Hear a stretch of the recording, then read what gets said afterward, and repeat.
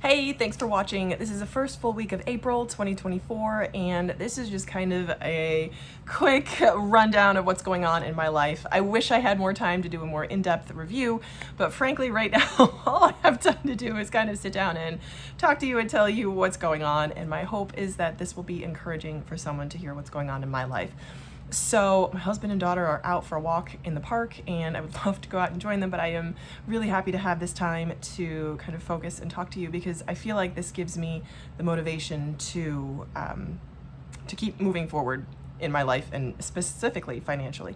So life update, what's going on? I mentioned, I think last video, that I was in the process of getting my daughter settled in a new childcare situation. We call it her preschool.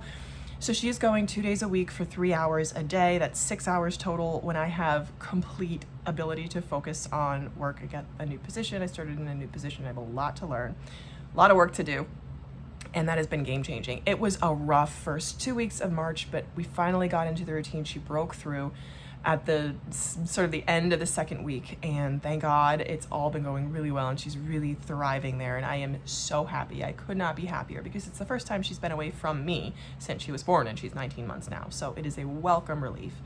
The second thing is a new job. I think I also mentioned in my last update that the new job is going well. Again, a lot to learn, but I am feeling energized and encouraged to be in this new position. Learning new skills, using the skills I've already gained from working in a different side of the house to this current position with a company, which I'm really, really excited and thankful for, so thankful for every single day. The third thing is the monthly budget, and that continues to be just something I'm working on. It is what it is, and just speaking about what's in terms of going on, it's so easy for me to get stuck on the negative comments, people saying, oh, I'm not really doing anything and I'm not making the progress that I should be. And I'm like, yeah, yes, sure. I can understand how it looks like I'm making no progress. I can understand that. And if that's the case, then just don't watch. If you don't like the progress I'm making, then don't watch. But I really want to focus instead on the positive progress that I know that I've made in my life and that I continue to make in my job and professionally, and then kind of working toward that ultimate goal, which I guess is the fourth thing we've been thinking about. So this is April, and this is tax season, and this is my second year filing jointly with my husband, and so he's been kind of working through that because his return is by and large the largest portion of our taxes. And it's actually encouraging because he manages that. I'm aware of what's going on, but that is he manages his income and I manage my income. I know what's going on, but we kind of manage our financial lives separately for the time being. More to come on that because I have an interesting, exciting event coming up, and I'll mention that later.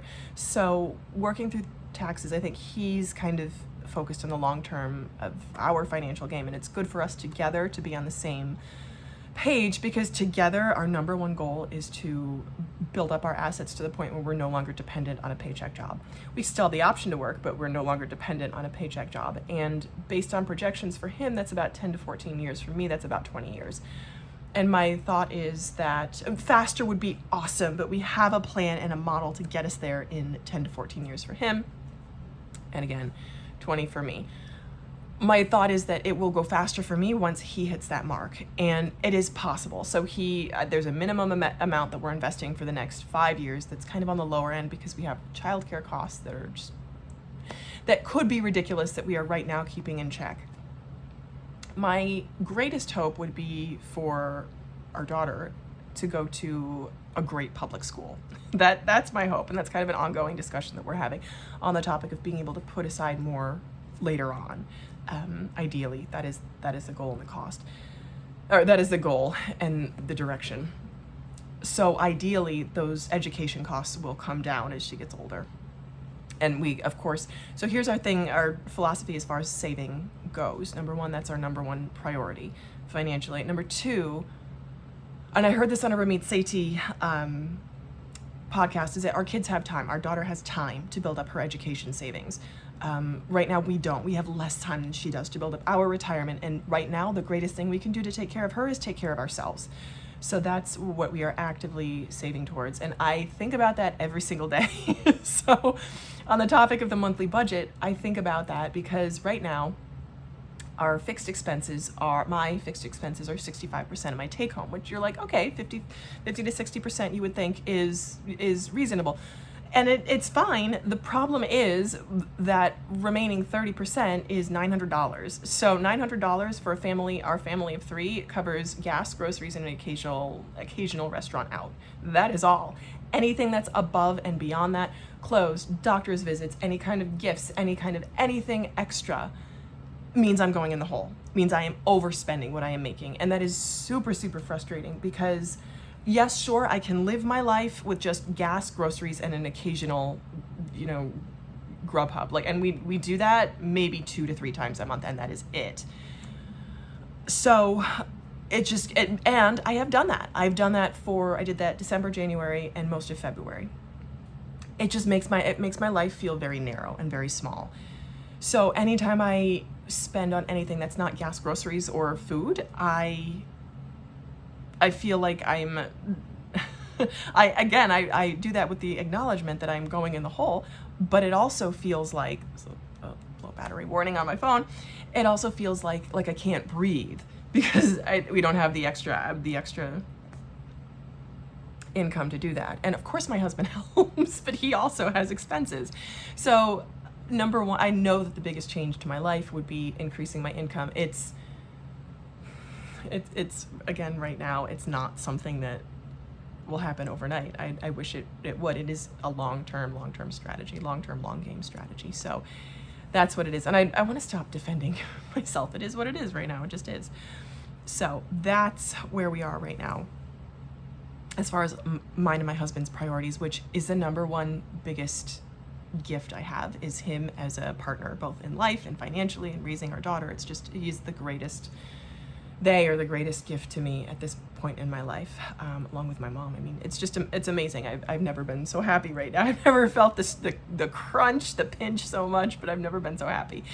So the exciting thing that's coming up is Ramit Sethi is doing a live event here in the city at Gramercy Theater, and it's coming up this Wednesday. So I'm really excited for that. It's a Love and Money event, and here's the fun part.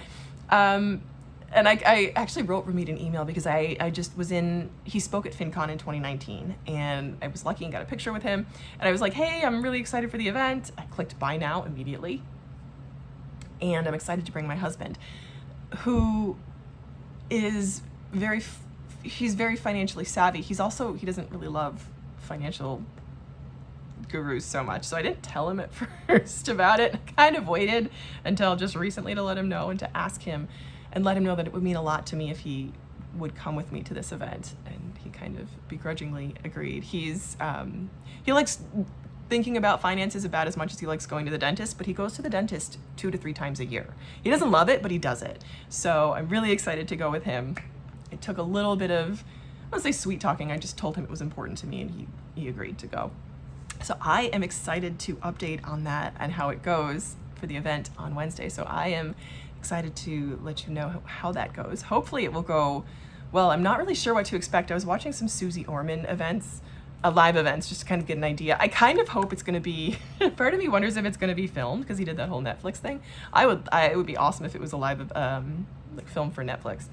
So we'll see how it's going to go. I'm really excited to hear that perspective. So to have that perspective with my husband and for me. So that's what's coming up. So happy April, start to April. How is your month going? I'd love to hear about your journeys and your progress. So thank you so much for sticking with me, and I hope you'll keep watching. Bye.